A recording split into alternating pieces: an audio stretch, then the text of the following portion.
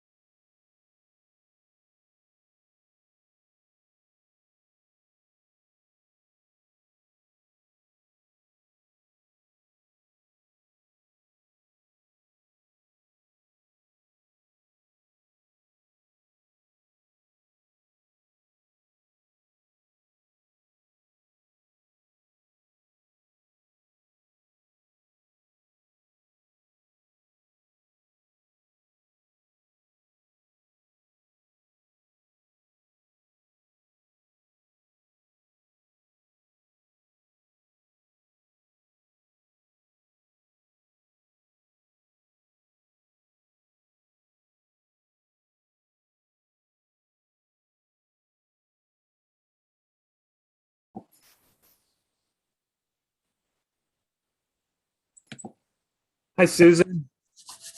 Hey there. Hey, you want to give it a try? Yeah, let's see. Let me get out of it. Get out of presentation mode. Yeah, let's see. Yep, you just go to share screen. Up.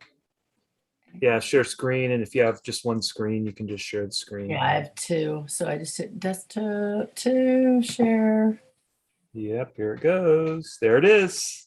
Okay. And then all I have to do is go up to, Yeah, you can either do slideshow and do start from the beginning. I wonder earlier it was letting me go straight to that. I wonder why now it's not. Yeah, then you just do the very first one from beginning. And then now is that what you see? Looks perfect. Because you're right. Once I do this, I don't see the regular screen anymore at all, Right. which I thought I might on both screens, but apparently not. So then it'll just go through it. Okay, Yep. perfect. All right. Perfect. Yep. You And are all set. then stop share, and now I'm good, right? Yep, now you're good. Okay, perfect. Got it ready to go. Thank you. Okay. And I'll continue sharing my screen now and get ready for them to come back. All right. Thanks, Andy. You're very welcome.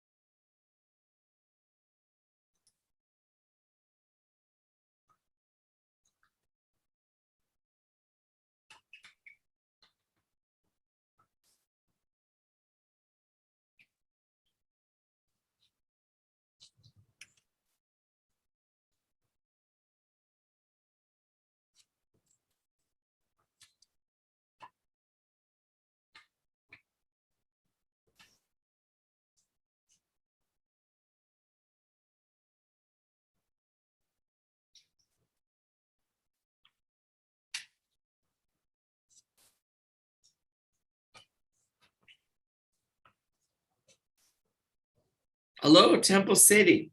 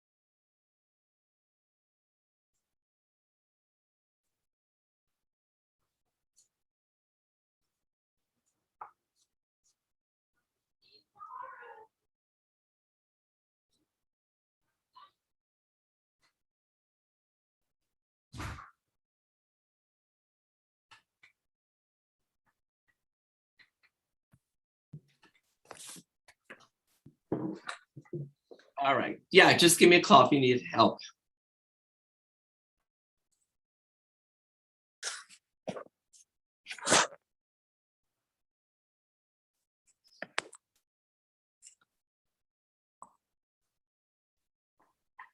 Hi, Arthur. Hi, Robin.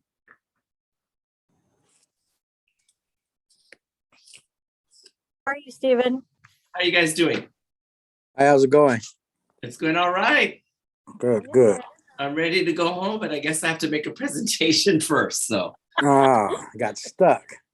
I wiped the sweat off my forehead so my big forehead doesn't glisten too much, and we'll be good. Lucky you. Yeah. I live 5 minutes from home, so that's a blessing. Yeah, Where do you live, Arthur? I'm in Azusa. Oh, that's not too far. And how about you, Robin? I don't know where you live. I'm in Arcadia. I haven't stalked you yet, so you're also close by. Yeah.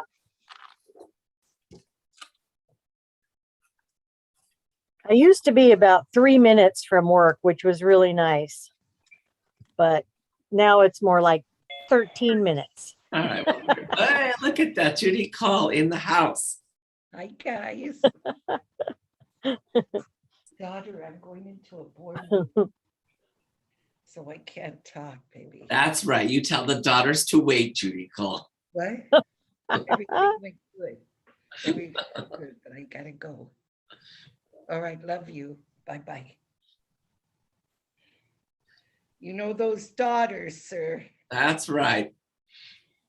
I know my daughter's at home, and I bought her, I went to Trader Joe's and I saw Big Ed from St. Luke's there, and I bought her a little insulation bag because Oh. she loves Yama Sushi, which is in San Gabriel, and she wanted to load up on sushi and take it to her apartment. Oh my God.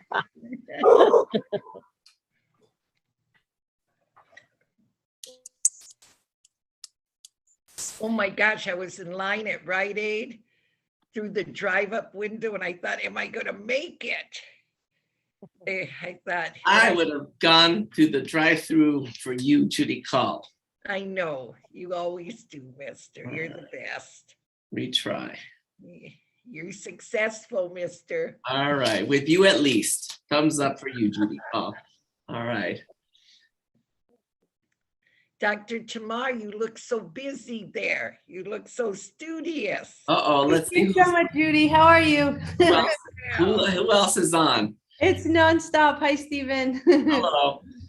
Yeah, that's funny. I only see one person at a time. I'm gonna try to, gallery, there we go. There you All go. right, we got Marie Montero, Mary Sneed, Susan, Dr. Fricker, Matt Smith, and Melissa in the house. All right, so we'll stop talking about the daughters, Judy. Okay, we will. I'll call you afterwards. We could talk about the daughters and how I'm gonna try to convince Rothia to go to the Kings game with me tomorrow night. There you go, mister. All right, then.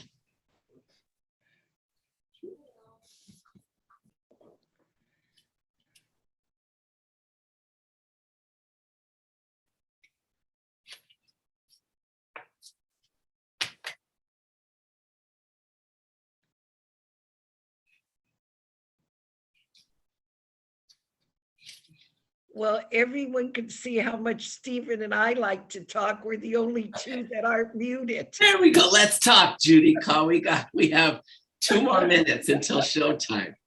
Oh, my goodness. You can't shut us up, huh? Oh. And I'm going to put my timer on because I only have 5 minutes. And Oh. otherwise I could go on for like an hour and a half. So, 5 minutes he has. Oh, I think. and I you're have- part of that 5 minutes. Oh, So you're going to have like 37 seconds. oh my So God. you're gonna have 37 seconds and Judy's gonna have Oh, okay. the bulk of the time. Because otherwise I'm going to have to fire you, Judy Call, and it will break my heart. So 37 seconds. Oh, my goodness. Steven, you'd have to go through me first. Oh, are you taking up part of my 5 minutes, Robin? No, but you're not firing Judy Call, so enough Well, of that talk. if I've always told her if I had to fire her, I would rehire her within 3 minutes. So it would just be very temporary. Oh my God, I have 40 years coming up. Can I be that old? Jeez. and the No. Oh, Judy and I are retiring together, oh, and Depeche Mode and Van Morrison are going to perform at our retirement party. yes, that's us. It's going to be epic, but not for like 6 more years. So Oh, woo. I'm going to buy you your Geritol on a monthly basis. All right. I signed up for auto ship on HSN for you, Judy.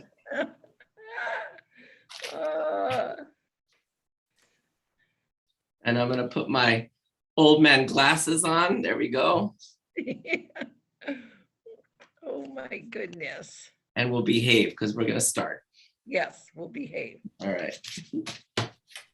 And okay, I show that it is now 7 o'clock, so I'm going to call for a motion to reconvene to open session. And a second, may I have a motion in a second, please? See a motion from Member Espinosa, second from Member Lynn. And I'm going to do the roll call vote. Member Lynn, Yes. Member Georgino. Donna, you're muted. Yes. Member Espinosa, Yes. Member Sneed, Yes. and I'm a yes as well. So the motion carries 5-0. That we're on to item 7, and this is an announcement that our meeting is being digitally recorded. With that, we're on to the Pledge of Allegiance, and I'm going to go ahead and lead the pledge tonight. So if you'd all please rise. I guess I won't make this. There we go. And please begin. I pledge I allegiance pledge allegiance to to the flag of the United States of America and to and the to the republic for which it stands, one nation, under God, indivisible, with liberty and justice for all. Well, I got some stereo that time. Okay, we are on now to item number 9. It's announcement of actions taken in closed session, if any, and I do have 2 announcements to make. During its recently concluded closed session, the board voted to appoint Christopher Holmes to serve as interim assistant superintendent of educational services effective October 28, 2021. The vote was 5-0 unanimous. And actually the motion was made by Member Espinosa and the second by Member Lynn. Additionally, during closed session, the board also voted to appoint Anthony Salazar to serve as interim director of maintenance and operations effective October 1, 2021. The motion was by Member Sneed, the second by Member Lynn, and the vote was 5-0 unanimous for that as well. Now, we are on to item number 10, which calls for a motion to approve tonight's agenda, and I have no changes to suggest, so if Matt could have a motion and a second to approve the agenda as it's been printed. Motion from Member Lynn and a second from Member Georgino. And with that, I'm gonna, is Kiana on? Yes, thank you. Oh, there you President. are. Okay, so we're gonna start with the student member vote. Kiana, how do you vote on that? Yes, Okay, thank you. Then Member Georgino, Yes. Member Espinosa, Yes. Member Sneed? Yes. I'm yes, and Member Lynn. Yes. Okay, so the motion carries 5-0. That we are on to item 12, which involves some special recognition and the presentation about the Cloverly PBIS presentation involving Steve Netto and Jonathan. And I apologize if I don't pronounce your last name right. It's DePayer? Depire, but good, Pie. close. Like apple pie. There you go. So All right, take it away. we're ready to roll. So I'm gonna hit the share screen. Let's see if it works. Let's see. If not, you'll just listen to my beautiful voice.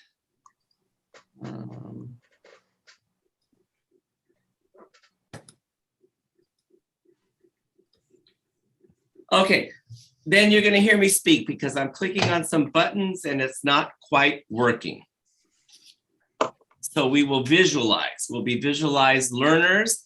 And Cloverly has had a great kickoff for our PBIS. And what PBIS is, it's positive behavioral interventions and supports.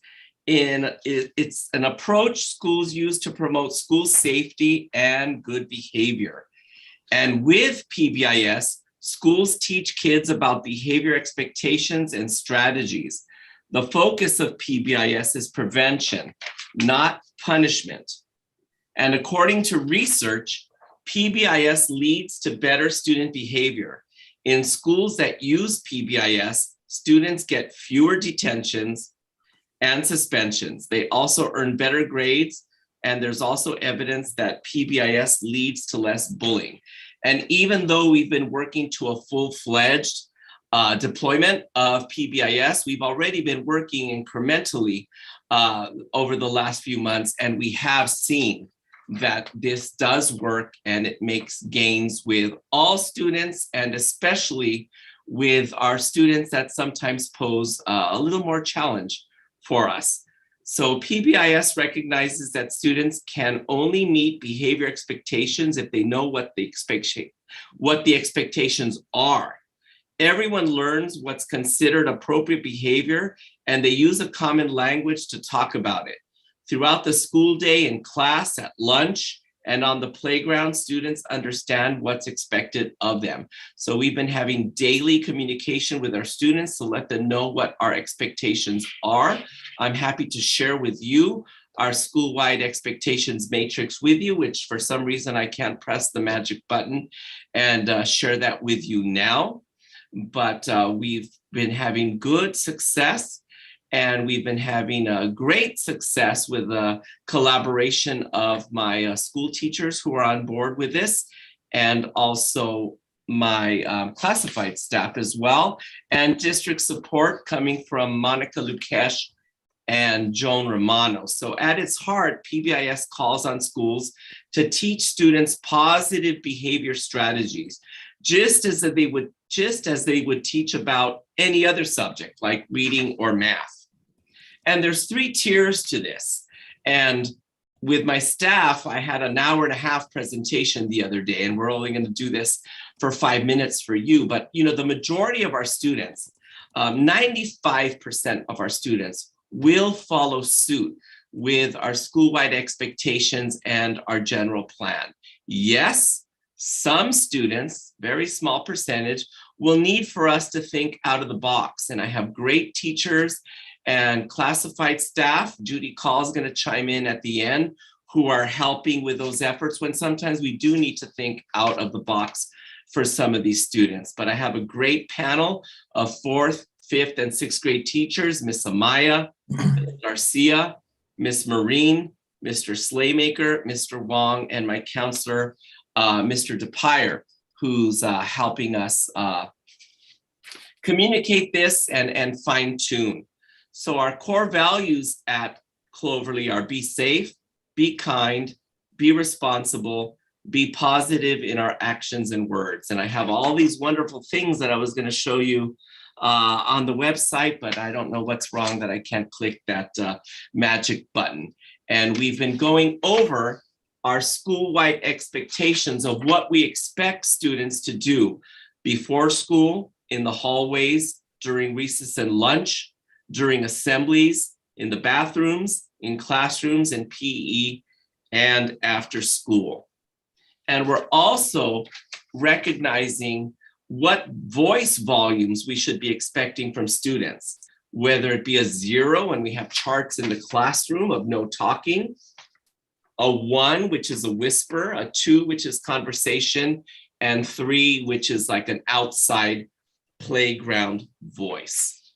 And where most of our students will comply with our expectations and follow suit, sometimes we'll need to teach students to reflect upon their actions and teach them. What was that? Oh, and to teach students how to reflect and improve on their behavior based on some mistakes that they might make.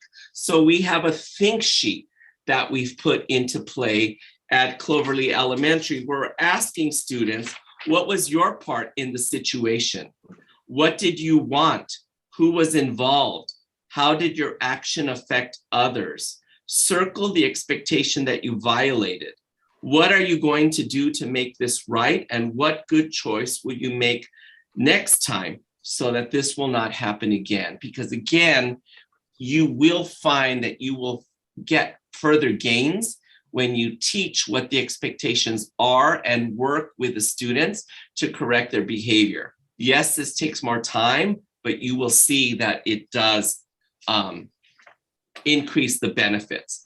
I have wonderful teachers who created a logical consequences guidebook. So for instance, if a student spilled their lunch out on the playground and didn't pick it up, well, they're gonna go out and they're gonna help us clean it up.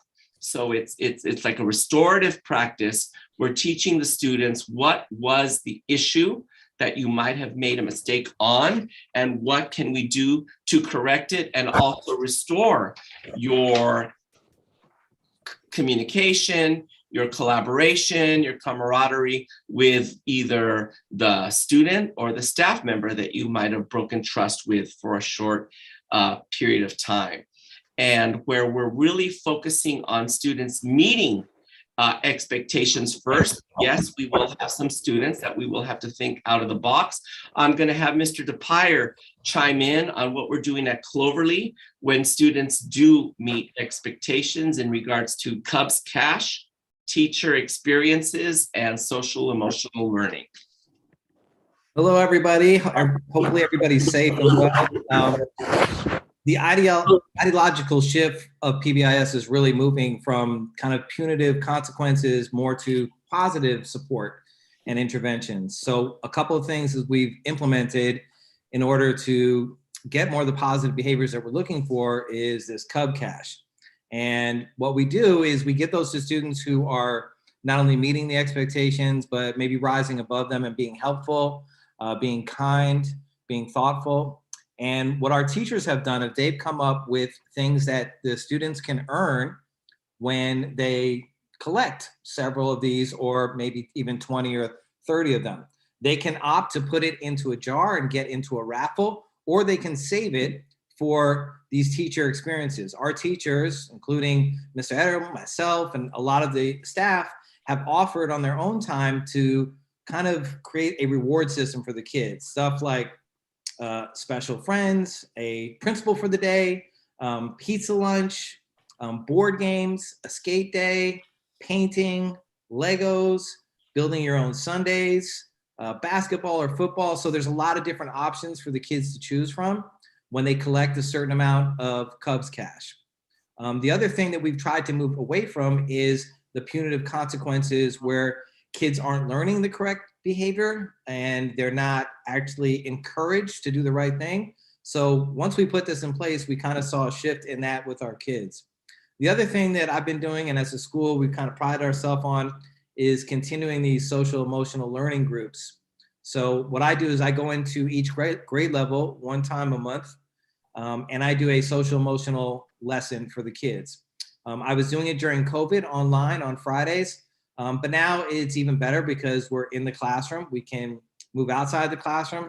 And I've gotten a lot of good feedback from the teachers and the kids. And I think they're starting to see the value of that side of learning, because a lot of the parents and kids think, oh, it's just academics, but it's not. You know, they're coming to school to learn how to interact with each other, how to follow rules, how to understand social cues. And the better job that we can do in not just role modeling those things, but teaching them and encouraging them through kind of this positive behavior support and the Cub Cash, the more kids on our campus are going to be able to meet the expectations when they move to middle school and high school. And that small portion of kids that need a little bit extra attention, you know, I'm really impressed with our staff at Cloverly and all the people that are working together, because those kids get their needs met, they're supported. And I think over the course of time, PBIS really has a strong impact on them recognizing that when they do good things and they make good choices, good things happen. So we want to continue to do that. I thank everybody for coming, and hopefully you can visit and see what we're doing on campus. And it's great to see everybody. Thank you. Thank you, Jonathan. And Jonathan is our school counselor. And as we deploy this, it's not just certificated staff and administration that needs to put this into play. It's also classified. And Judy Call, as a classified representative in our office, has been working with some of the few students that need for us to think out of the box, and they might be on a contract or a check-in, check-out basis. So without revealing any names, Judy Call, give us 37 seconds of your time with your interactions with PBIS. You're muted, Judy. Hit your mute button. Do you know how to hit your mute button, Judy? I think you do. Yes, she does. Bottom left. Uh-oh, there we go. Well, I tell you, I have probably one of the nicest jobs at school, because I get to give out just pure love and kindness to some of our kids who struggle the most. And I tell you, the feeling that washes over you is a visual thing you see in the kids. And it's such a beautiful feeling. And I experienced that from these two guys, my principal and my counselor, who every day when they see me, Jonathan says, "Hello, sunshine."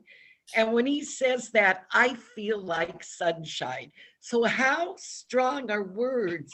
And when I see a child that's struggling, or they send them in to me because they're on contract or something, and I could just love them where they're at. I could just call them forth as who they are. And when Mr. Edo comes and he says, "Oh my God, Judy Call in the house," I feel like the Queen of England, you guys. So I just want to convey that to children who are struggling, children who aren't having the best day. And I'm so proud to be part of this, and so proud to be on this contract with those kids. And those kids look forward to coming in, even if it's just to give me a hand bump or a hug or a smile, and me to smile back at them. And so I have a great job, you guys, and I love it. And I just want to share this quick little poem from Emily Dickinson. And I think it's so true of what we're saying here. If I can stop one heart from breaking, I shall not live in vain.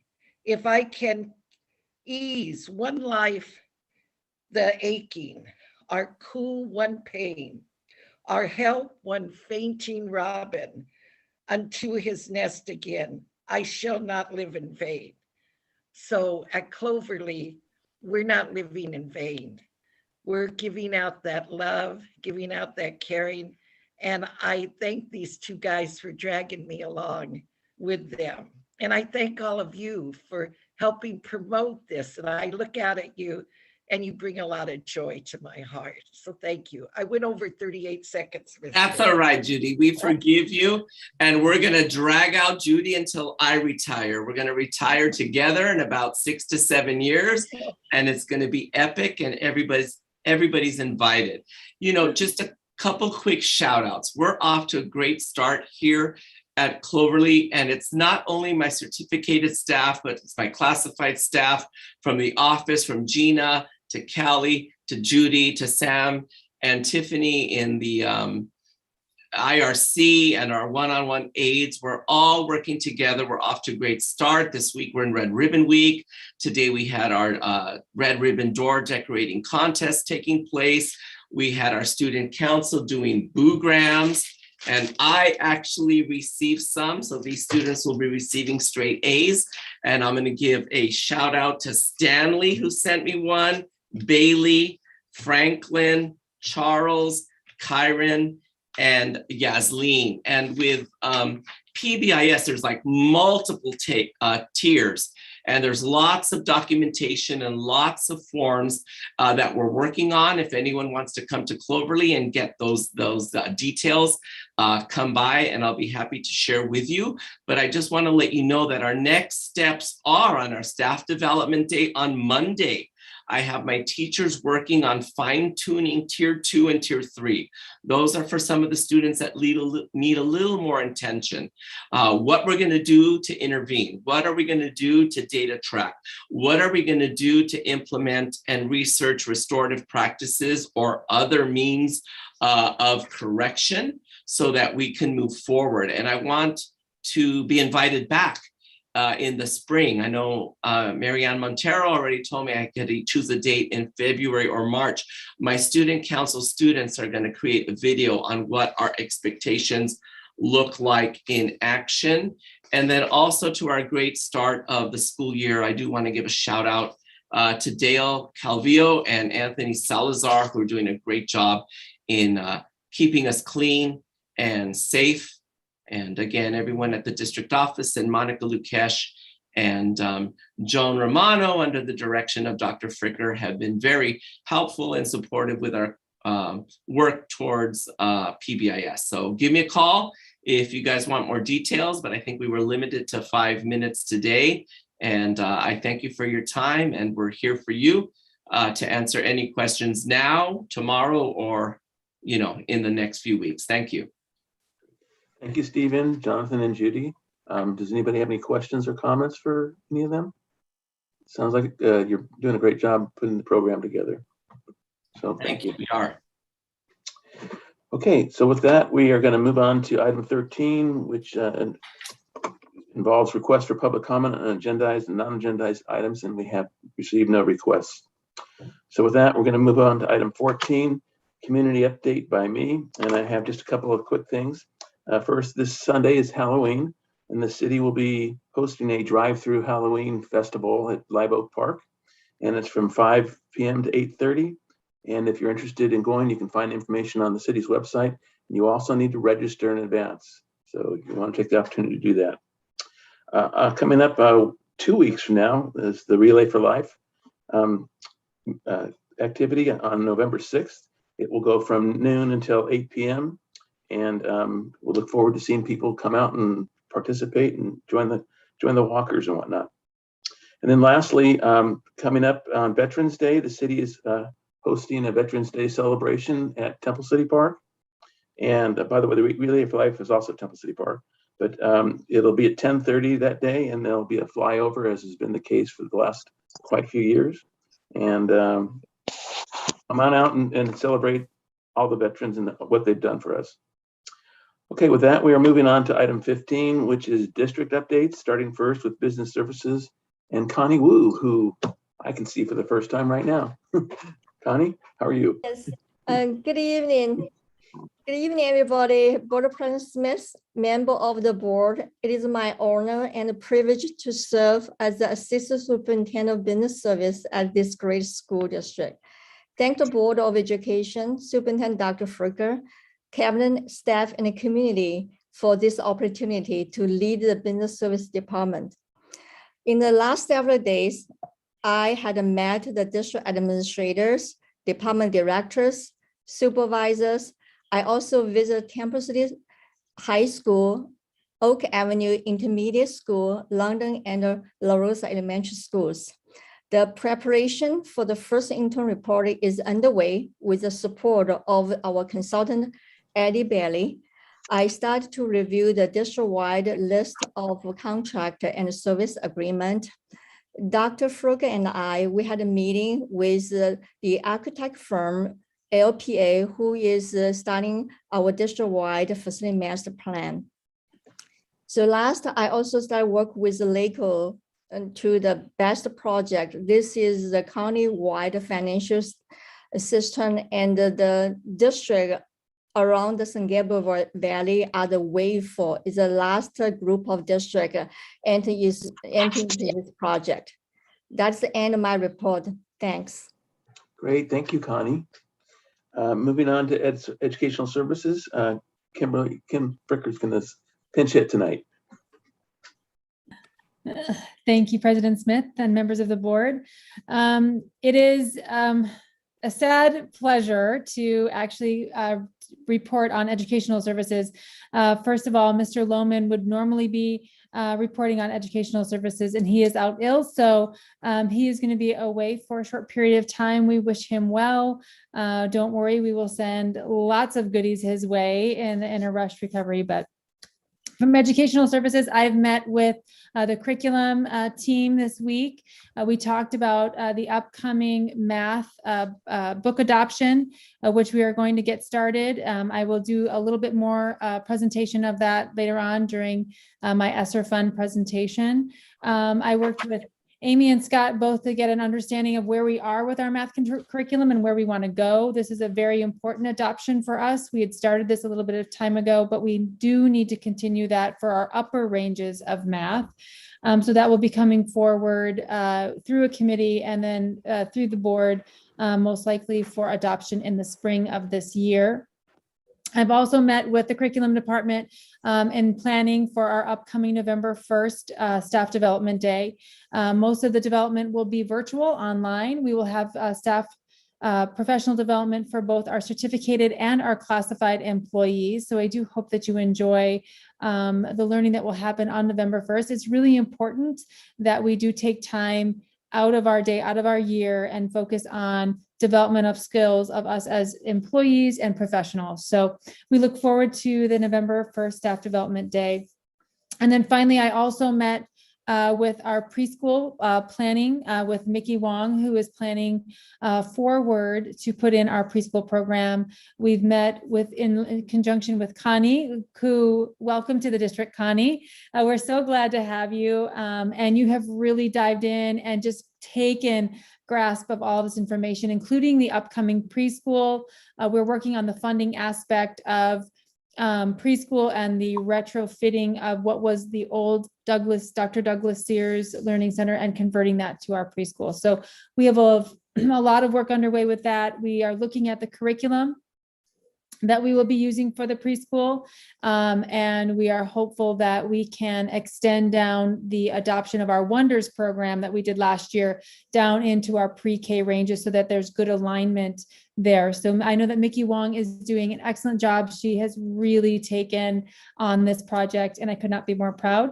And then lastly, I've worked with special education just to make sure that the inclusion efforts that we have rolling forward in the district go smoothly. Sometimes there are bumps in the road. Training is needed. We did talk about ongoing training for our staff with regard to inclusion. So that will be forthcoming from special education.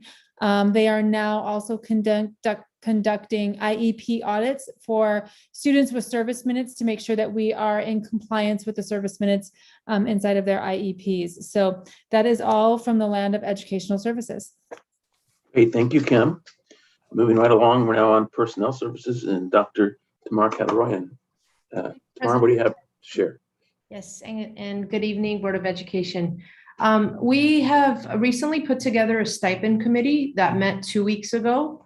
Our goal for this committee is to review the stipends across the district, conduct a needs assessment, evaluate the cost of ownership for us, and really review the job descriptions because some are very, very outdated. So really we want to review those and edit those as needed, and then standardize the criteria for the procedure in which the stipends are issued. Secondly, we've begun the paperwork process for our enrollment. This is going to take quite a bit of time. The open enrollment just closed on October 15th. So now it's all the processing and the fund for that. And then thirdly, we are still in the midst of hiring both on the certificated and the classified end. We actually currently have several openings for special education due to maternity leaves and medical leaves. We have a total of 6 right now in that area, and that's a pretty big an area that we really need to get some teachers in there. But it's a difficult time, and we have it on Adjourn, and we're doing all that we can going through non-public agencies. So we're hopeful that we can get those filled as soon as possible. And then our department continues to prioritize serving our employees with the highest level of care and professionalism while working as a team alongside our certificated and classified staff to achieve one common goal, and that is serving our TCUSD students. And that is all I have for tonight. Great, thanks, Tamar.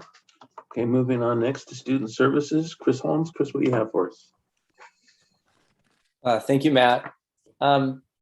We are seeing an improvement in student behaviors in the district. We are still seeing from time to time some areas where we again provide correction. I want to commend Stephen on his presentation on PBIS.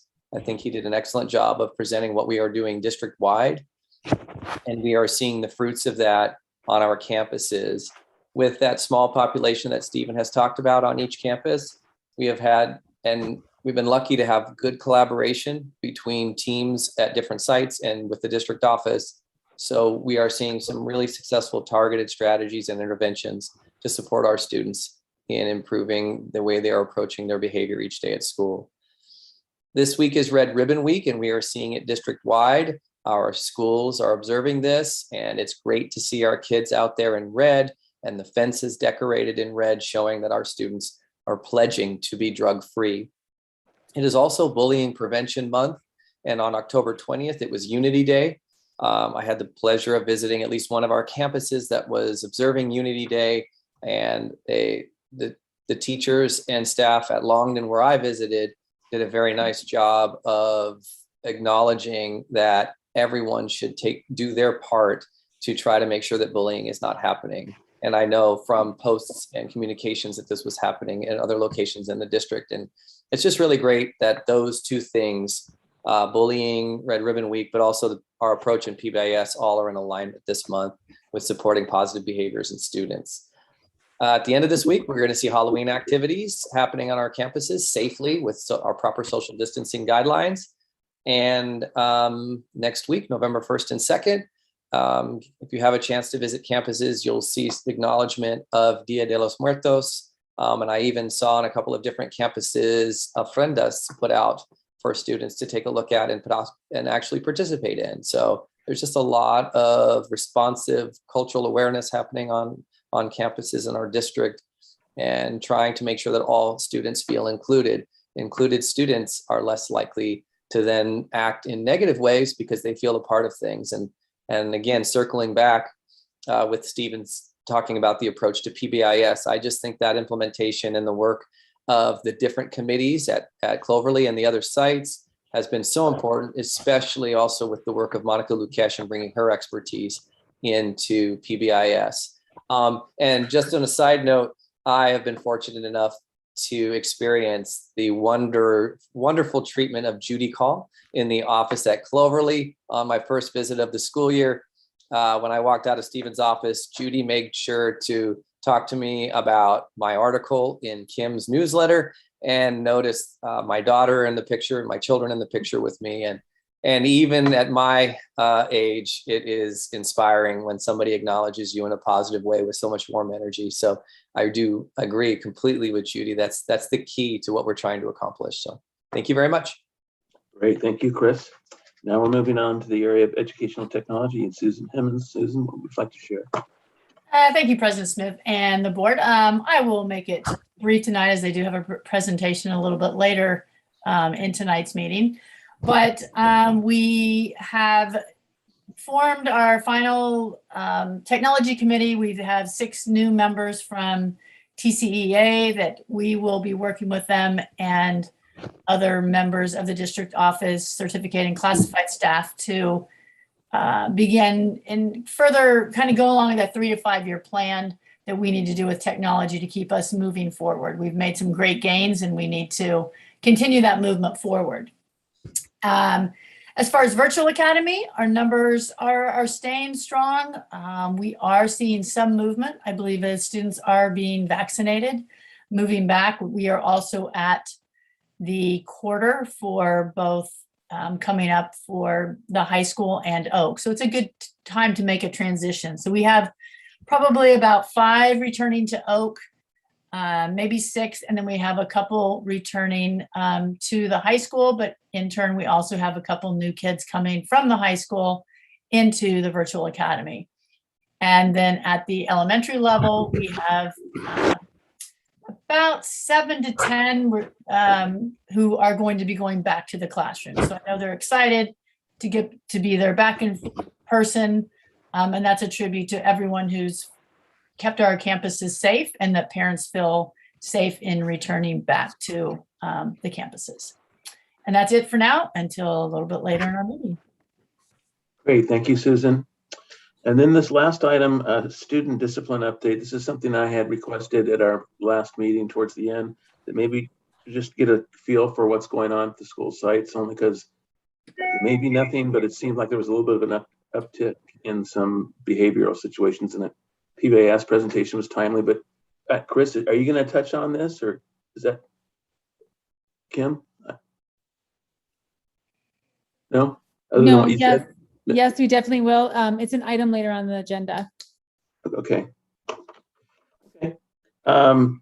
So with that, we're going to move on to item 16, which is the bargaining unit comments. And we're going to start first with TCEA and Kyla Yurtstedt. Kyla, what do you have? Yeah, good evening. I just wanted to welcome Connie. I had a meeting earlier or I guess maybe last week, and I got to meet her, and she was just really great in the meeting, and she offered some really good suggestions and solutions to things. So I'm really happy to have her on, and I'm looking forward to meeting more in the future, hopefully a budget committee. I'll just put that one out there again. So welcome, Connie. Very nice to meet you the other day, and glad to have you with us. Great, thanks, Kyla. And with that, we're going to move on to CSEA 105. Robin, do you have anything you want to share? Not tonight. Bye, everybody. Okay, easy. And then finally, CSEA 823. Art, do you have anything you want to share? Hi, good evening, everyone. No, I have nothing to report at this time or comment. Okay, thank you. So with that, we're moving on to item 17, which is board member comments. And we're going to start first tonight with Melissa Espinosa. Melissa, what would you like to share? Good evening, everybody. I wanted to start off by just thanking Mr. Edo for his presentation. Makes me really happy to see us taking a really positive approach to student behavior. And also super happy about Christopher Holmes' presentation and, building cultural awareness, which I'm a very big proponent of. I do want to recognize LGBTQ+ National History Month, where we celebrate history and achievements of the LGBTQ+ community. I also want to recognize Filipino American History Month, celebrating the first recorded presence of our Filipino brothers and sisters, which happened to be in October 1587. Congratulations to TCHS students who will be performing in the Tournament of Roses honor band. Sonia Martinez, Christina Henderson, Kylie Bell, Jackie Reyes, and Jillian Valdez. Congratulations on that honor. We'll be looking out for you. In terms of attendance, I attended the TCSPA Dine Out at Handles on 10/14 and the PTA Council meeting on 10/21. I also attended the Fall Festival on Saturday, and it really filled my heart and the hearts of others in the community to see everybody coming together for a tradition that we missed last year. Seeing all of our performing arts groups perform was really heartwarming. I want to thank all the performing arts teachers and advisors, staff that supported and planned the event, all the volunteers and the organizations that donated to the silent auction and had a booth at the event. I mean, your support is greatly appreciated. And, it's just wonderful to kind of have that tradition and be able to attend it this year. So thank you all. That's all for me. Okay, great. Thanks, Melissa. Next up is Member Donna Georgino. Donna, what would you like to share? Thank you. First of all, I want to congratulate all our schools for their high ranking in the U.S. News and World Report. And a special congratulations to Emperor, who placed 393 in California out of 5,534 schools. So they're in the top 7% in California. Good job to all of our schools. Congratulations to the TCHS Lady Rams volleyball team who qualified to go to CIF. I believe they lost in the first round, but that was a great achievement.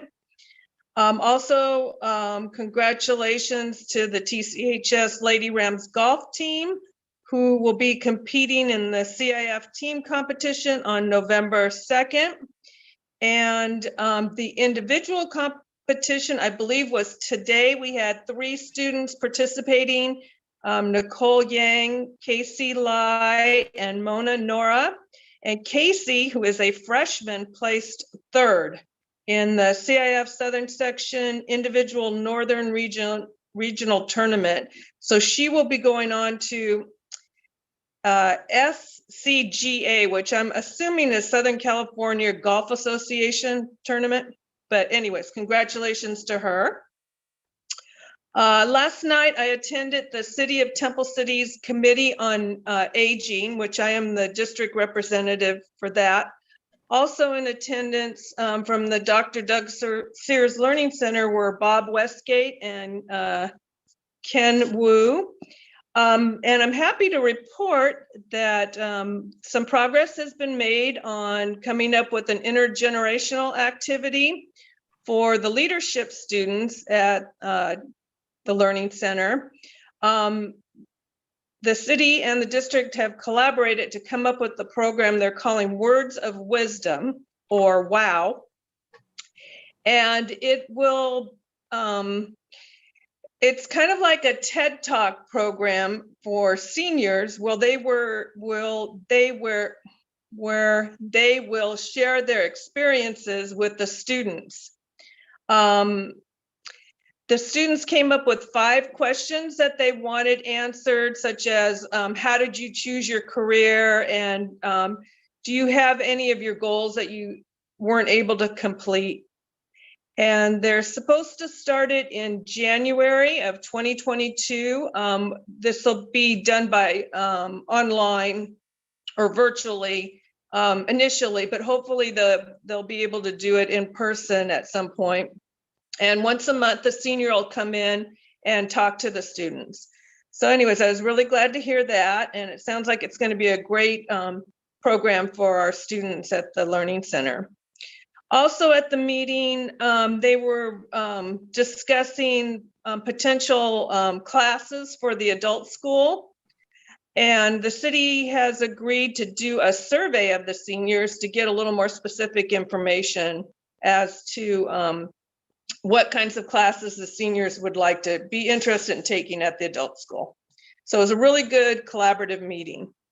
And finally, I wanted to congratulate Rick Crosby, who is the Assistant Superintendent of Personnel for the Duarte Unified School District. He was honored by LACO for coordinating the vaccination clinics for several districts in the San Gabriel Valley, including ours. And so congratulations to him. And again, thanks for helping us get all of our staff vaccinated. Great, thank you, Donna. Moving right along, next will be Dr. Mike Lynn. Mike, what do you have to share? Thank you, President Smith. I would like to start by congratulating Anthony Salazar and Christopher Holmes.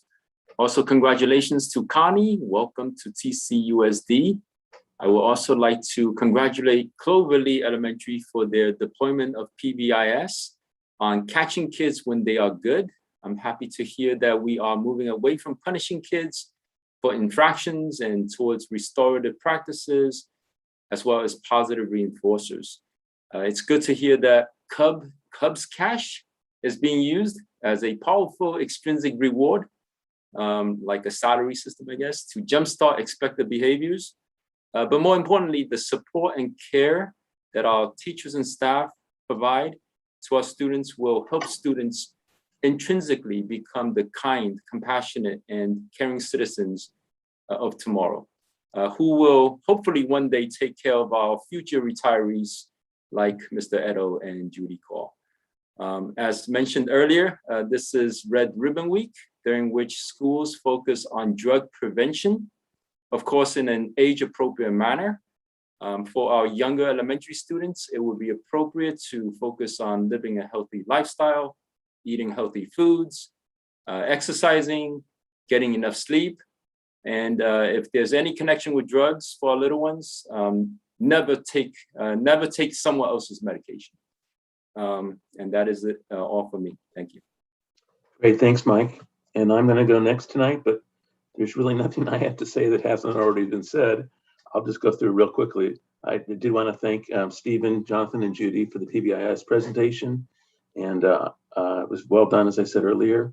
I also saw the recognition that Emperor received as one of the best elementary schools in the state. I also Googled to see how many elementary schools there were in the state, and I got a little bit different number than Donna, but it's 5,800 is what I came up with. So anyway, that's great. Welcome to Connie.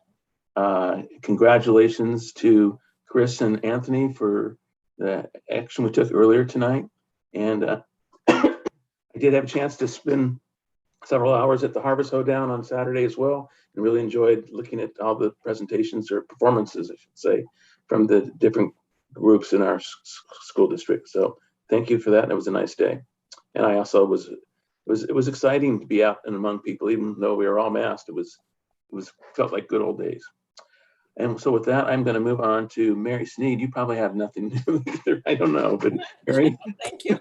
Yeah, congratulations to all the groups who performed at the Fall Festival this past week. And there was just such a real electricity in the air from the students and the families. It was obvious that Temple City was ready to come out and celebrate with some great entertainment again from our students. I know Melissa was out there as a very proud parent.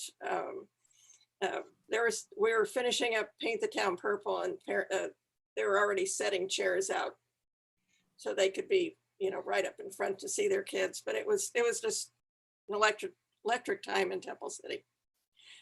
Also, congratulations to the students that Donna mentioned that will be in the 2022 Rose Parade, part of the honor band.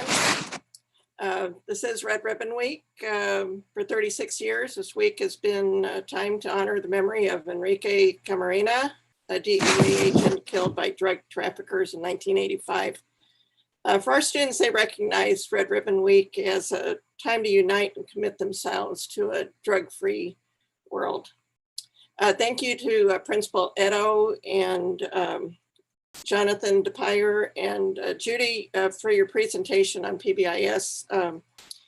It's nice to see how this program is working at our school sites. And at this time, our kids just need those positives now more than ever. And I'm glad to see that's such a large part of that program. Last week, I was able to join a presentation by one of my former students. Her name is Charlie Dodge.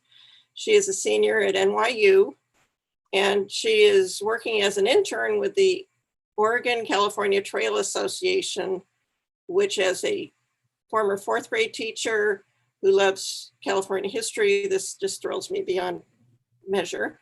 But as she continues her studies in New York, she's working with this association, and she gave it was a thrill to watch her give a presentation on her research on the Camden 13, which is a group of Chinese immigrants whose graves were disturbed and resettled in Arizona. I'm just very, very proud of her. This past Saturday, Temple City was painted purple in the first activity, bringing attention to the fight against cancer. If you drive down Temple City Boulevard and the whole length of Las Tunas, you'll see purple ribbons on the trees. Hopefully they will be there through next week. Thanks to Lynn Hanamoto and all the adults and students who came out Saturday morning very, very early to cover Temple City in purple ribbons.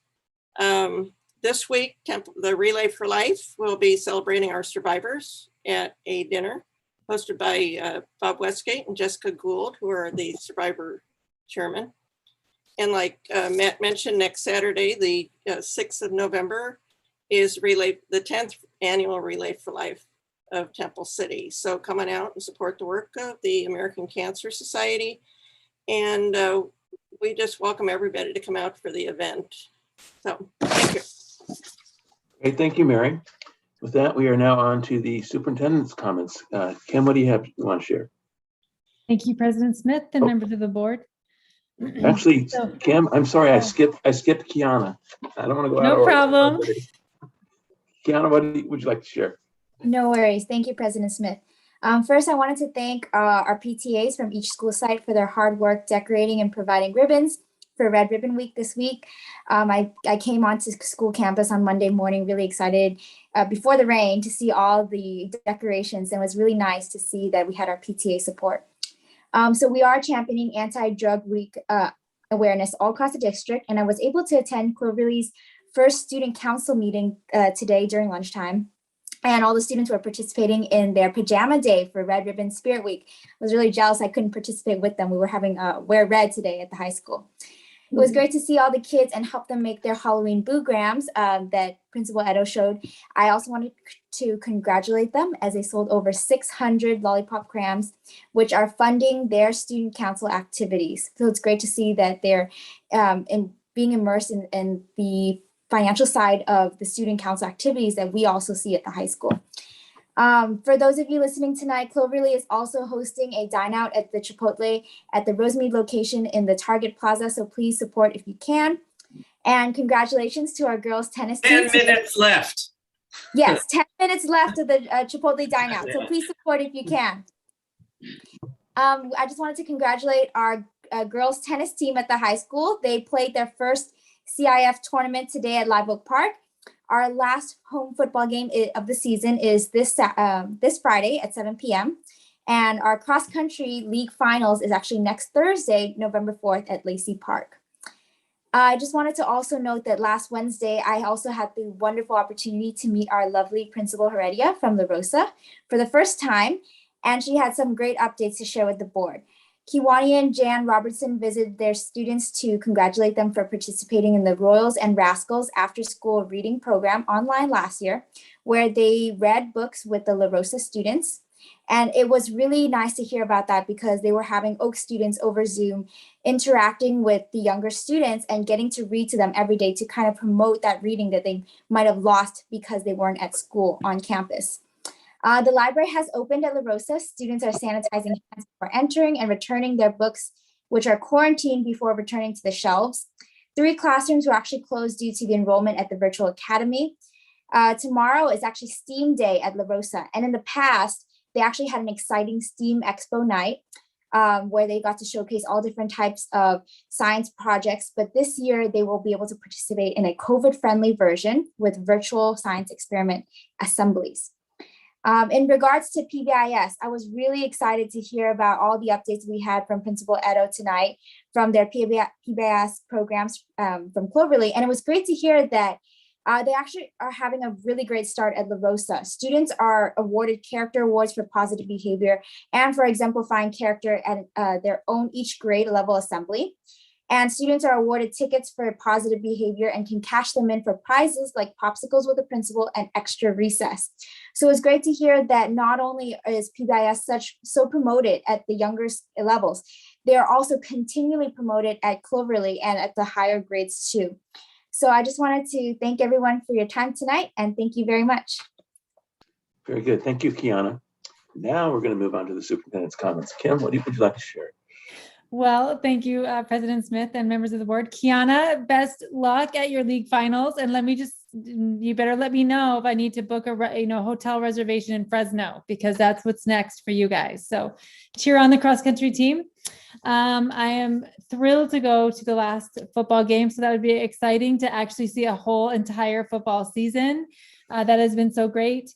In light of that, I do want to just thank a couple people First and foremost, Miss Mari Montgomery. She is the one responsible to clear all of our athletes, all of our performing arts performers for both the Fall Festival and all of the athletic activities that go on throughout this seasons. So she goes through the rosters, make sure everyone is cleared and okay to play and okay to participate to keep our athletes and our performers safe. So that is no easy task. So thank you very much to her. I do want to welcome Connie. She's been a breath of fresh air. She does have a lot of work ahead of her. And so I just said, slow and steady, Connie, just slow and steady. And we're just going to get through everything. And she is just a great positive member of our team. So welcome aboard. I'm excited just to see all of the Red Ribbon Weeks that are going on across our district and the commitment of our students and our staff to really have solid drug prevention and awareness that those educational core values instilled in our children is just an amazing sight to see. And I just want to thank all of the teachers and the staff and the principals who actually make that happen and come to life in conjunction with members of the community and some PTA members who just make that come to life on campuses. It is so great to see. We did get to visit La Rosa staff today. My whole staff is going to all of the school sites. We're trying to hit all of the school sites at least one semester just to give them brief updates on what we're working on in our offices and make sure that they continue to have name and face contact with each other so that when we do have communication or when there's difficulty or there's a concern that they know who to reach out to and they will have that problem or question or concern answered in a timely fashion. So it was nice to visit the La Rosa staff. And we are going to be on to Cloverly next week, I believe, Mr. Edo. We will be stopping by your staff department, yes. And then we're on to Oak. So then that will complete all of our roadshow tours to all of our school sites. I do want to take a moment just to congratulate all of our schools for the U.S. News ranking report. They all came in at extremely high levels, and that just speaks to the level of care and commitment of our staff, our principals, our administrators, and our students and our families to the excellent education from Temple City. I do want to thank Ms. Myra Rudell for the accolades given to Emperor. I know that Emperor just has amazing traditions, and they do have this very family-friendly, welcoming environment on their school campuses. And I know that that comes from within the whole staff coming together. So I just want to recognize their award. I did attend the Superintendent Symposium last Friday. It was hosted by LACO. And Donna, thank you so much for recognizing Rick Crosby because he is from Duarte. And if you remember way back in the spring of last year, we were able to come alongside of Rick and his partnership with the City of Hope to put on all of those vaccination clinics. And I know that Mari was out there. I know Bob Westgate was out there several weekends. I was out there 10 weekends in a row to make sure that many of the districts, the 3 districts that participated, all kind of coordinated by Rick's effort, allowed all of us to get vaccinated so quickly. And so that was such a big thrill for me to hear him and see him win his award. That was amazing. He did an outstanding job. He just did an outstanding job coordinating that all. The City of Hope was outstanding as well. But thank you for mentioning that because I do not want to forget. And that is that, and the efforts moving forward have, I truly believe, allowed us to keep our positive COVID rates low and the quarantines that we've had to have very, very low. So we're one of the lowest districts, one of the highest districts to be vaccinated, one of the lowest districts to have positive cases and quarantine numbers, even from surrounding districts, which is great. Many people from both the county and the state level have contacted either Mari or myself to do just a follow-up question answer session to see what we're doing and how we're putting things in. And they're doing a cross state analysis of all of the school districts. And that report will be coming out sometime in January or February about what school districts did to keep students in school and also keep your COVID rates very, very low. So I look forward to that. And I think, Mr. Smith, this is the end of my report. Okay, thank you, Kim. With that, we're moving on to item 20, written communications. I have not received any. Does anybody else have anything they want to share? No. Okay. Seeing none, we'll move on to the discussion information portion of our agenda, starting first with item 21, student services. And I guess this will be the time for the update. Chris, I don't have a name. Is it Chris that's going to do that, or? It will be Mr. Holmes. Okay, Mr. Holmes, excuse me. Well, Chris is fine. So we did have a period of adjustment that was expected, especially amongst our students who had experienced, I would say, a greater amount of learning loss, and the distancing for them probably had a stronger toll. And we are starting to see, based on the collaborative efforts between multiple departments and at the school sites, an easing of these behaviors. Most especially, these were repeat behaviors amongst a smaller group of students. So on that level, those behaviors that we were seeing that were most concerning, that were leading to suspensions, and we did see an increase in suspensions relative to the start of our last in-person school year, a slight increase. Then we were seeing now that the more proactive interventions and the cooperation between multiple departments and the district office, we're addressing the needs of those students while still holding students accountable for their behaviors, as is another facet of PBIS that requires that we do hold students accountable for their behaviors, but in a positive way where there's reflection and support, in a non-judgmental way of who they are as a person. We want to make sure that our students understand their behaviors matter, but that their behaviors are not who they are, that they can make those corrections and that they can still be seen and valued as having a positive identity and having potential and being and worthy of being a part of our schools and a part of our classrooms. So we're continuing to work in those areas. We had our counselors meeting last week, and this was part of our conversation, was how are we addressing not only the behaviors we're seeing, which is one way students manifest their anxieties or their sense of being isolated, but we also have seen this year a certain level of increase in students experiencing crisis, psychological or emotional crisis. And that is another area that we are addressing and working closely with our counseling teams and our administrators and our school psychologists in trying to continue to be supportive in those areas. A lot of work had been done in student services over the past few years in making sure that we would be at our best in addressing students in crisis and addressing students with even potentially that are communicating suicidal ideation.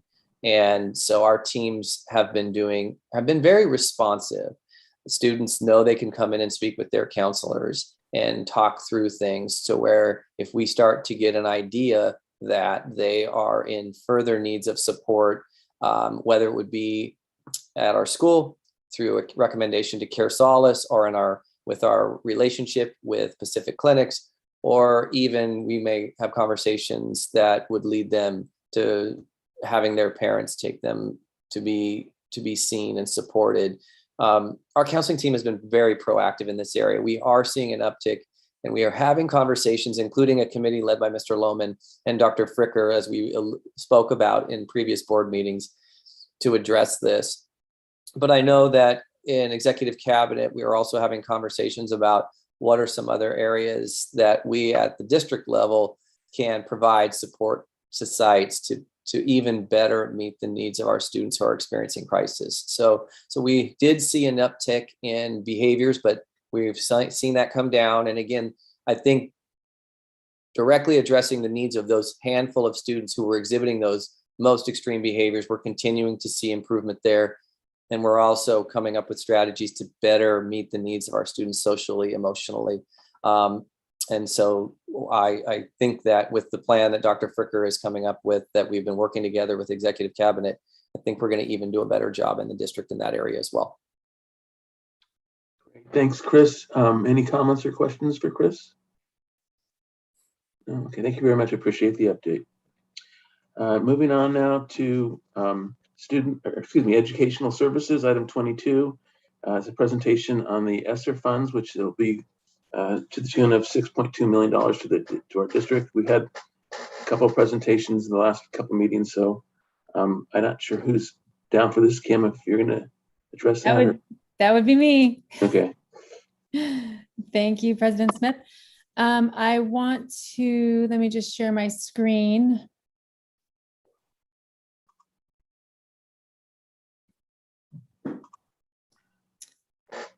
Okay, so I know that the ESSER funds, the actual plan that we discussed at the prior board meeting is going to come up for approval. But in this presentation, I just want to outline some of the costs and be more specific about the cost and where we're going to exhibit some of those funds. Just to tag on to what Mr. Holmes had said of some of the initiatives that are coming out of student services and the concerns for social emotional support, also curriculum, and also technology and facilities. So in the ESSER presentation, the ESSER 3 presentation that we had at the last board meeting, we did outline those areas where we do want to attribute some money and resources to kind of strengthen where we are within the district. So ESSER is just the elementary and secondary school emergency relief. This is the third issuance of ESSER funds. And again, curriculum instruction is one of the areas where we have decided that we would need some elaboration and some funds garnered. Also facility use, and then technology. The technology portion is actually going to come in the presentation after this one. So I'm only going to do curriculum instruction, ed services portion, and then the facilities portion. So with regard to curriculum instruction, as I mentioned earlier, we are starting off in our math curriculum adoption. Prior in the district, we had a completion of our TK through 5 math adoption. Grades 6 through Algebra 2 have not been adopted at this point. You will see a break between grade 5 and grade 6. Grade 6, 7, and 8 is usually considered that intermediate school, middle school curriculum. And so that's why grade 6, even though it is included in our elementaries, it was not included in the prior elementary, or what was typically an elementary adoption. Because grade 6 really is going up into that intermediate level math. Grade 6 is critical because that is where the standards actually increase in number. So we want to make sure that our students are very supported and they have those skill building activities in their elementary math. And then as they transition to intermediate school, that 5-6 interchange becomes very, very important for us. We are now going into working with the committee. I just want to thank Kyla Herstead for getting the staff members on board in that committee and allowing us to look at the vendor curriculum that's available to us for that 6 through Algebra 2 adoption. If anybody is wondering why we're not going above Algebra 2, that curriculum has been updated. So in our higher level math classes, some of that curriculum has been updated. And the areas that still need update will come on after this adoption. So in working with that committee, we are now going to go through the vendor selection. We have a couple vendors that are the leader vendors, if you will, across the state. HMH, McGraw-Hill, and then Carnegie are the top 3, I would say. HMH and McGraw-Hill are the most notable in some of the higher performing districts across the state, from Palo Alto all the way down into our area. HMH or McGraw-Hill have been the selected or preferred options. All of those 3 vendors, those curriculums, that their packages will be reviewed by the committee. 2 of those vendor selections will be put forward this year with our own math teachers for 2 pilot programs. The pilots usually run about 6 to 8 weeks in length, and where the teachers actually try out the curriculum. They actually use the curriculum, try out the curriculum. There's a small training that goes into that our staff needs in order to utilize that curriculum effectively. But we will pilot those vendor curriculums this year, and then hopefully go into the spring, like I had mentioned before, for an adoption, for the board to consider an adoption. I do want to give you some of the cost estimates. Curriculum adoption is not ever a cheap or easy endeavor. So I do want to thank all of the teachers involved ahead of time for your patience and your commitment to this process, and also your commitment to the profession. This is a critical piece of the professional work that we do for instruction. And it is the estimated cost, depending on which vendor we do end up selecting. It is about $750,000 endeavor. So these are the things that you don't want to get wrong across the district. I do want to have full disclosure on what the process looks like at this point, where we're going, and then the eventual adoption in the spring. So this is where we are proposing using some of those ESSER funds. They're one-time funds, and we are able to use them in curriculum and instruction adoption. The adoption that we're looking at is both hardcover and contextual based, but also digitally based. So I look forward, and we will give periodic update to the board as we go through this process, should the ESSER plan later on in the agenda be approved. Other sides of educational services that Mr. Holmes was alluding to in his prior presentation is about the social emotional health and the personnel needs that are associated with social emotional health of our students. And so in looking at where we can strengthen and support our students who are exhibiting some behaviors or exhibiting challenge, anxiety, students who have suffered learning loss and are less confident, feel less secure in our educational environment, we do know that we need to assist them on not an instructional level, but on a holistic level. And that would include the social and emotional health of those youngsters. On the special education side, we want to make sure that the special education students that have come back into in-person learning, that they do have access to the assessments that they need for their IEP meetings, their annuals and their triannuals. And we also want to make sure that they get the minutes of service that they are provided in their IEP as well. Being on hiatus for such a long time in the distance learning environment last year, a lot of those in-person assessments could not be fully completed. So we did have agreements with families, but we do need to make sure that we are assessing our students, and we are providing the psychologists in terms of their counseling to make sure that they get what they need and the support that they need to access the curriculum and be successful students in the classroom. So it may be put forward to use ESSER funds to hire on an additional psychologist within the district and also a counselor within the district. So when working with the counseling teams, I've met with the counseling teams as well. As everyone knows, counselors are near and dear to my heart, as I was one prior. And the work that they do is just insurmountable in terms of the life of kids and the effect that they have on the learning and the ongoing health of students in our district. So we do have counselors who do academic counseling. These are your PPS credentialed counselors. And we also have one it's like a specialty counselor that they can do more advanced or work with students who have higher level needs. And so that would be referred to as our DIS counselor, where they actually can do interventions. They actually can do intakes of students who may have to be hospitalized for a certain reason and are now coming back to the educational environment. These counselors do have a higher credential to them.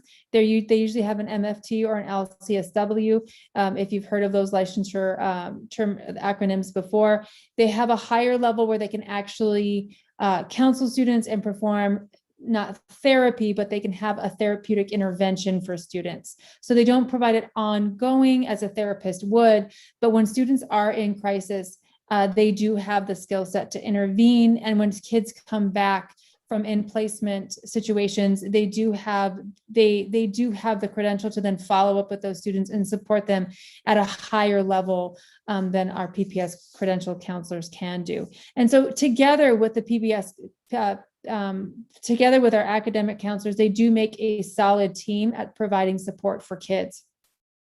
So if the ESSER fund proposal is approved later on in the agenda, we would be looking at about $250,000 to support on the social emotional side. So that would just be a recommendation at this time.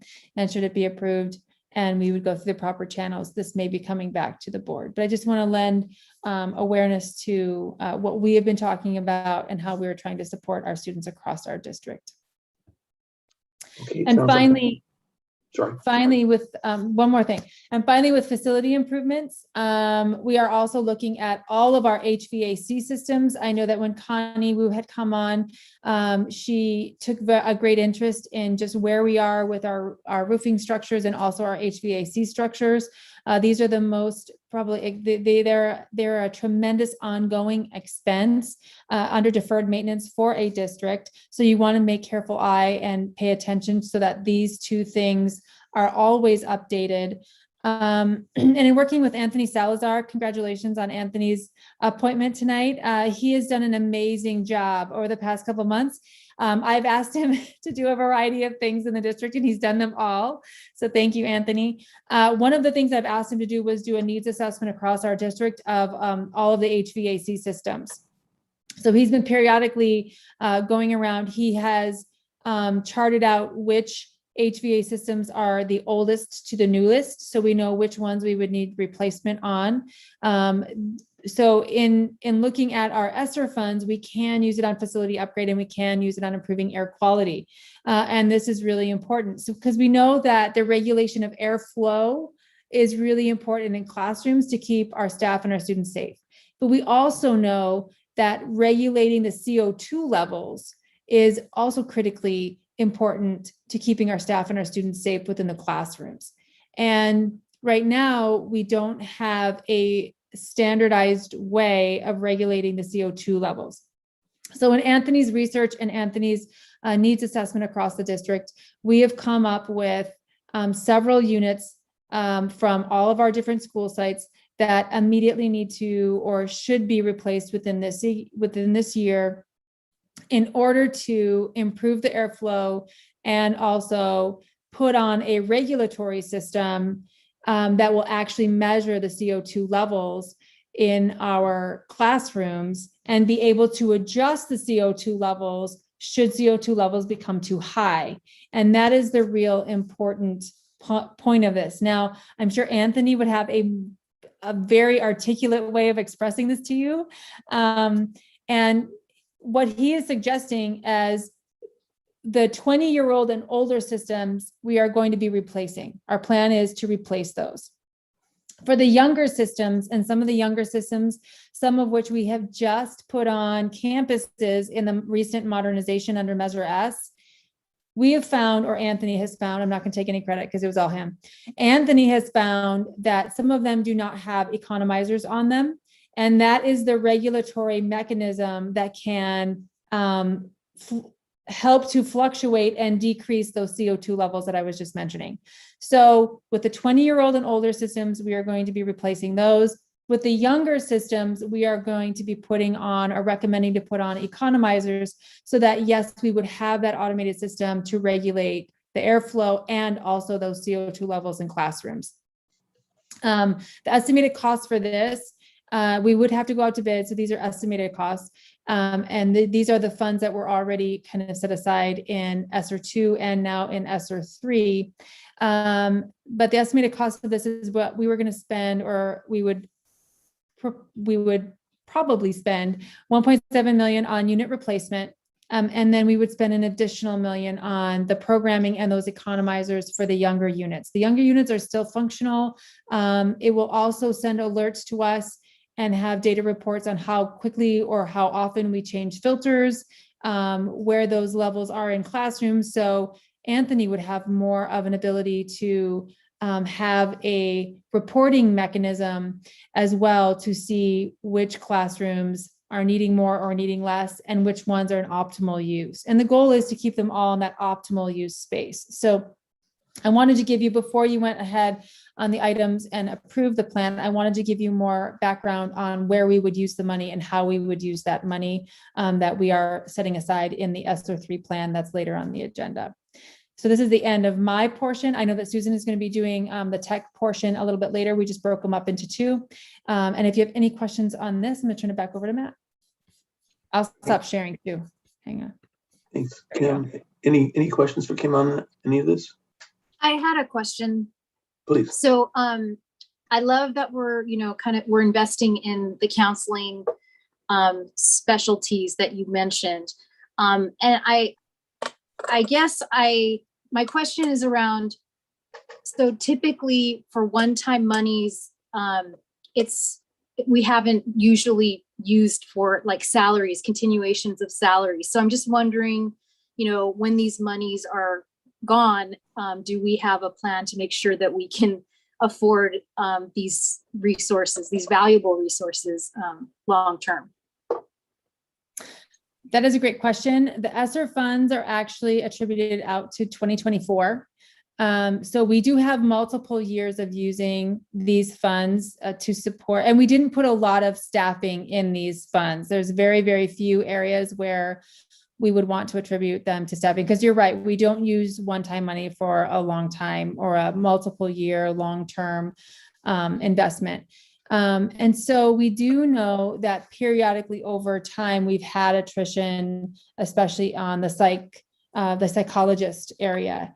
I know that we have hired several psychologists just because they move on to different districts, they would get a higher paying job at a different district, things of that nature. So there is some attrition built into the system where then we're at a deficit. We don't have a psychologist. We don't have those resources on hand. Being that we had such a deficit being in distance learning and we didn't have access to students to actually do proper assessments, we want to make sure that we even go back and do those assessments correctly. So even if we've done them in an abridged fashion, we want to make sure that we redo them so that they are actually the full battery of assessment that we need to give students. And some of those assessments you just have to give them in person. So I do think over attrition, we will be okay. We want to run this, obviously, we're not proposing this for approval because we do want to run this through fiscal services and have Connie put her eyes on it to make sure that we can have the longevity of service should we need to provide that as well. Okay, thank you. Any other comments or questions for Kim on this? No, looks good. Thank you very much. Okay. Thank you very much.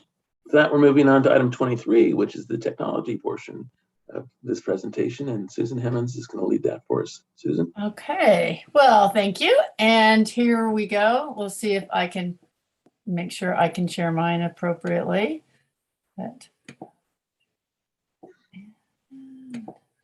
we go. All right. All right. There we go. All right. So we are just going to try and give some updates to the technology department, where we're going and some of the changes that we've seen in the course of the last really 4 or 5 years. So 2017 was the last time that we upgraded our network. We updated the network and Wi-Fi systems based on existing parameters. Now, at the time, we had about 700 staff devices, some laptops, some desktops, and we had probably about 400 student devices across the district. Now, most of those were either in like Chromebook carts or some sort of carts or in a computer lab. So they all relied on the safety features that we need to make sure proper browsing, all on site-dependent district-based systems. Well, clearly that suddenly came to a quick change in March of 2020 when we began to work from home and learn and teach from home. Teachers started using their laptops in homes. We quickly were able to disperse all the Chromebook carts that we had and get them pushed out to students. And then we also moved our site techs out to the school site so that we could start offering support at the end of the year and into the following year. And we flash forward to just a few months later, 2021, school began, we ended up staying the whole year remote, and we began with one-to-one for all students. And it was a mix of iPads, Chromebooks, Gen 1 laptops, Gen 2 laptops. We had quite a variety. And we learned a lot that year as we began to push out various types of software and how we wanted to push out that software. So that was really our learning year. People had their devices at home, they had what they needed, but we also realized that some changes still needed to be made. So at the beginning of this year, 21-22, we began with 4,000 new PCs and 800 Chromebooks. Now, these PCs were necessary in realizing some of them weren't powerful enough for our high school kids and even our students at Oak. So we were able to push down some of our original laptops down to the elementary grades. So we looked at TK and K had iPads. We were able to do with Chromebooks for first and second graders, and then 3rd through 12th will have laptops. So we started to make that transition at the beginning of the school year. The biggest change we are finding, though, is the change in devices. So we look at in 2021, we deployed almost 5,300 student devices and 700 staff devices. So if you look at that, that's 1,100 we had in 2017 and 6,000 in 2021. So quite an increase without increasing much else in the department. So the biggest thing that we've seen is that our Wi-Fi is not being able to keep up with demand. But we look at it that we had 6,000 district-owned devices, but that doesn't take into account all our staff and our students who have multiple devices. So we look at majority of our staff and kids have cell phones. So there's another device. Many of our students also have some sort of tablet. They might have a watch. All these things rely on our Wi-Fi, and all of it depends on them being able to utilize that. And so that's when we realized that, our existing system, we need to upgrade. So the plan is to use ESSER 3 funds to get this started. Otherwise, we don't typically have our money until the spring when we can use E-rate funding. So if we can initiate our upgrade right now, where the plan is in December and January, the area where the need is most, and that's at the high school. So our plan is to go in and replace the access points, multi-gig switches, and what we call our network access control software, which is commonly referred to as NAC if you read any reports going forward. We're going to be replacing those at the high school with the newest type, and we call it the artificial intelligence, in the fact that we will be able to then distinguish when someone logs in, whether it's a district device or whether it's a personal device. So we can allow more bandwidth for those that are district devices and limit the bandwidth on some of the student devices or faculty or whatever it might be. Right now, pretty much to spread it out, just every device is allotted a certain amount. And we want to make sure that our district issued laptops and ones that our kids and teachers are needing and staff in the district offices are going to need in order to do their job. So anything that we remove at the high school site, we will temporarily then move down to Oak and to the elementary sites to provide them additional access points until such time that we can look at doing a bigger upgrade. So the cost just for this very first portion, we're estimated to be about $850,000. And then we're gonna see where that gets us. Our biggest constraint, though, is going to be dependent on hardware availability due to chip shortage, due to the shipping backup. So again, that's the intent, is to move this. It shouldn't be too disruptive because of the fact that we're just basically taking out old ones and we're able to put in the new ones. As we go forward into after January and really into the summer of 2022, then we will look at district-wide technology modernization. The plan is to replace the entire switch and wireless infrastructure at the sites, including finishing the switch replacement and any additional access points that we determine that we need at the high school. And we'll do most of that with E-rate funding, which we get in the late spring. And then also TCUSD will be funding other upgrades for the district, the warehouse, and the preschool sites. Now, again, the estimate is $3.3 million for this. But when we put this out to bid, we hope that that price will go down once people have to bid against each other, because it's a large project and definitely will be welcomed by many of our suppliers. And so some of the things we have to consider in addition to the hardware and software part of it is we have to look at what is our 3 to 5 year plan. And as you mentioned, the previous one, when we want to have a plan to continually upgrade on maybe a 5-year cycle, our laptops, our desktops, the technology support, so that you don't end up with archaic stuff. You continue this constant cycle. We have to be able to build that into the plan. You know, again, these special funds are great to get us started, but they're not going to last us forever. So we have to develop that within the plan. As I said, the plan is being developed between teachers that have been chosen to participate on the committee, and then staff from the district office. And then the plan is to work in conjunction with the Personnel Commission, because we need to develop job descriptions and positions to support the rapid expansion of the technology department. We have to be able to be sure that we're able to meet both the current need and then the ongoing needs of new tech and expansion at the district office as well as the sites. And right now, the district's office is where we are limited. So some of the needs that we are anticipating is a technology administrative assistant and support specialist. So someone that is going to be able to be an assistant to both the executive director, the director, and anyone within that technology department. Right now, there is no true clerical support that assists in that, and it's kind of spread out to various people on all 3 floors of the building to make sure that we're supporting the tech department.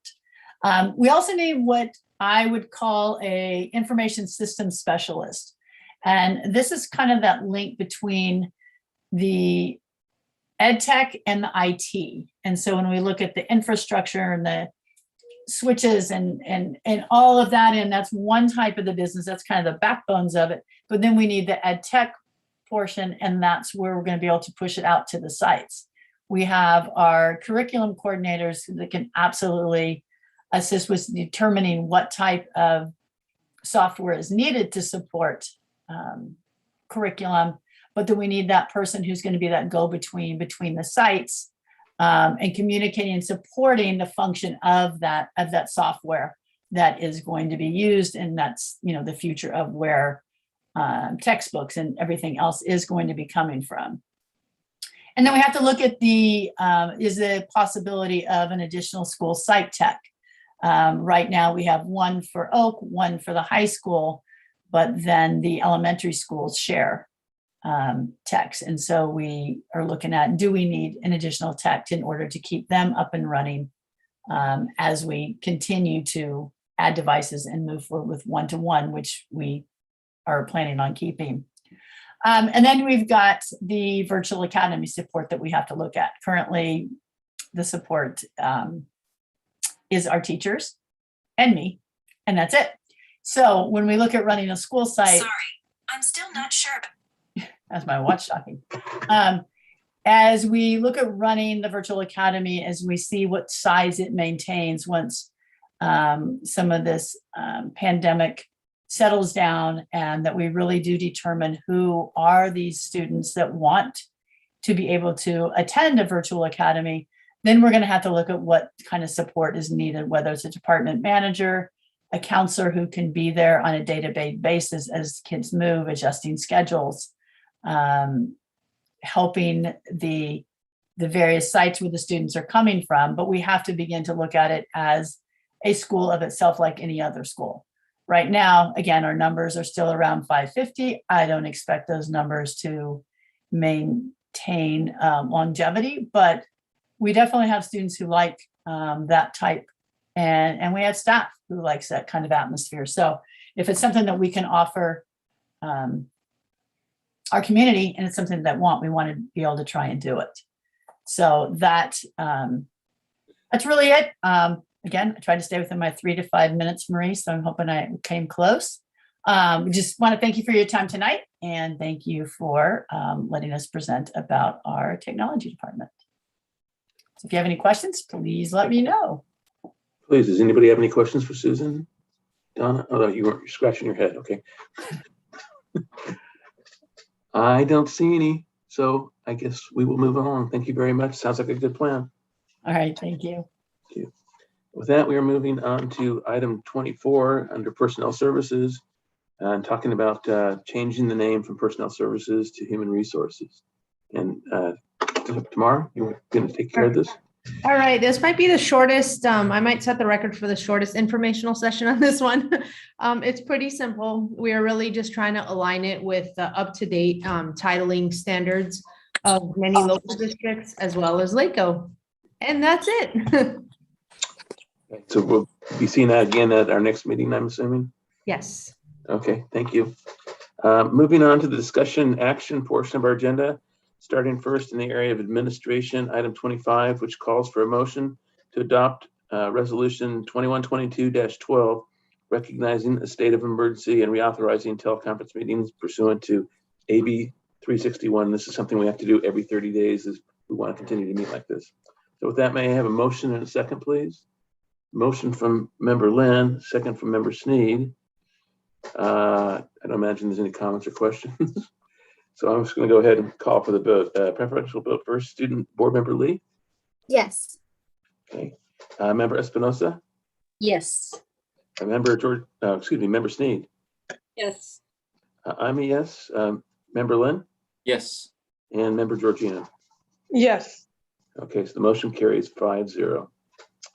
And now we're going to move on to the area of educational services, item 26, which calls for a motion. This is where we're going to approve the elementary and secondary relief funding for ESSERS 3. May I have a motion and a second to approve, please? Motion from member Georgina and a second from member Espinosa. Oops.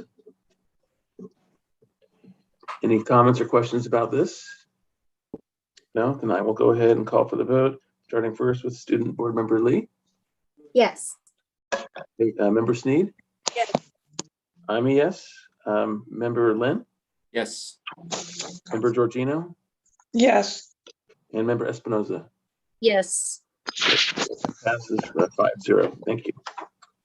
Moving on to the area of business services, item 27, which calls for a motion to adopt resolution 2122-13, authorizing the establishment of Fund 67, which is a self-insurance fund for employee benefits. May I have a motion and a second to approve this, please?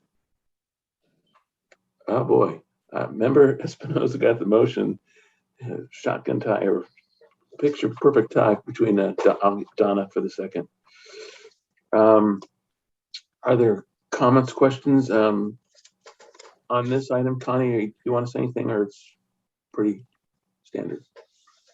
Yes, I just want to let the board and the community know that right now the district do not have a Fund 67. Fund 67, based on the California Accounting School Manual, is normally coding on the employee benefit, especially for health insurance. And the district is starting to self-insure effective January 1st, 2022.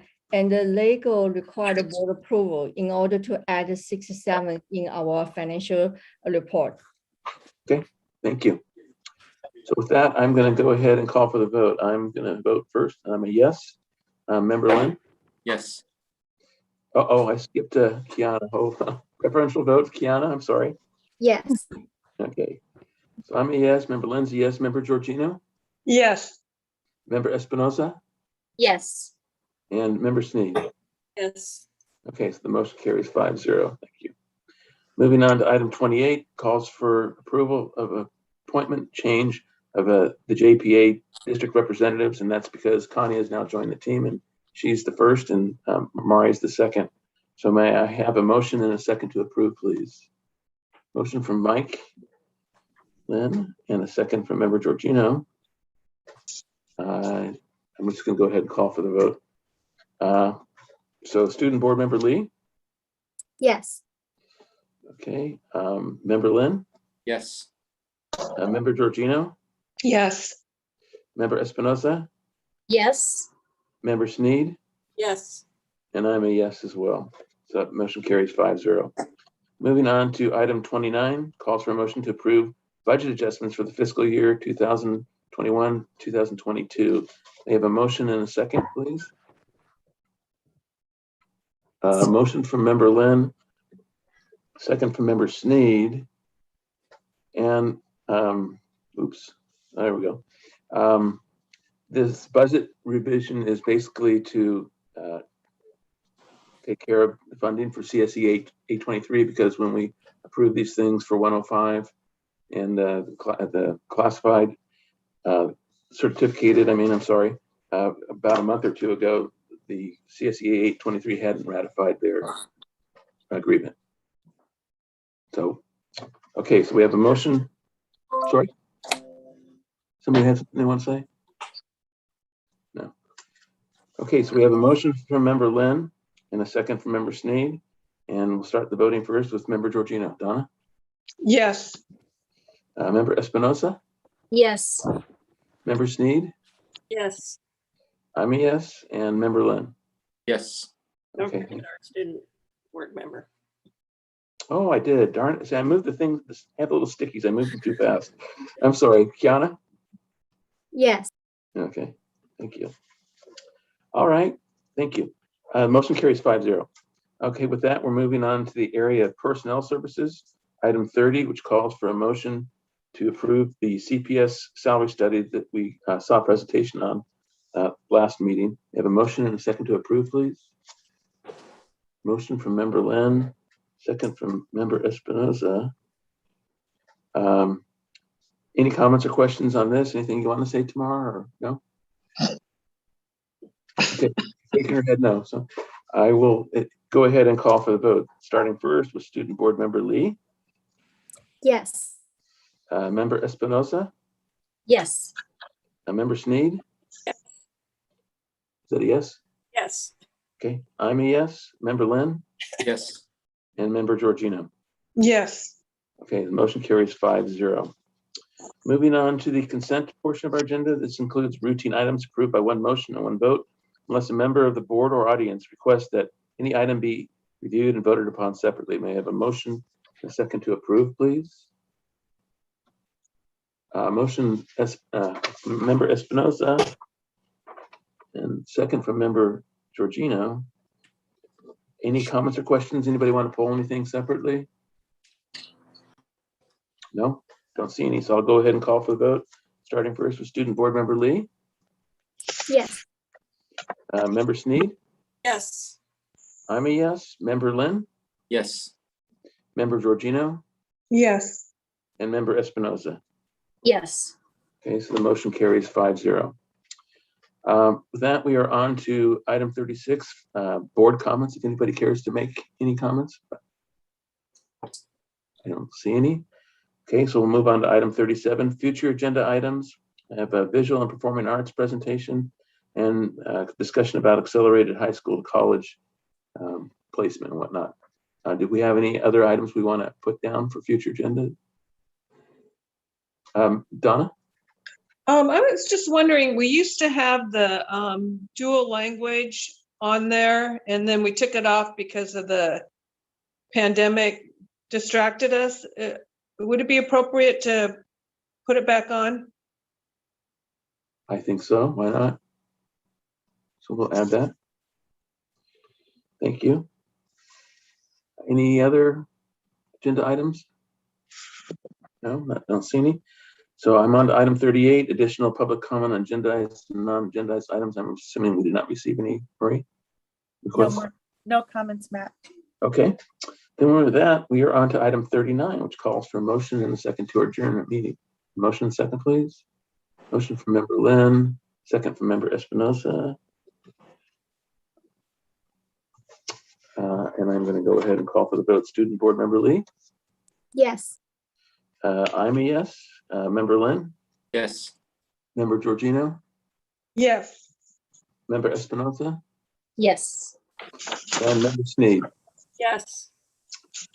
We are now adjourned. Thank you all very much and have a good rest of your evening.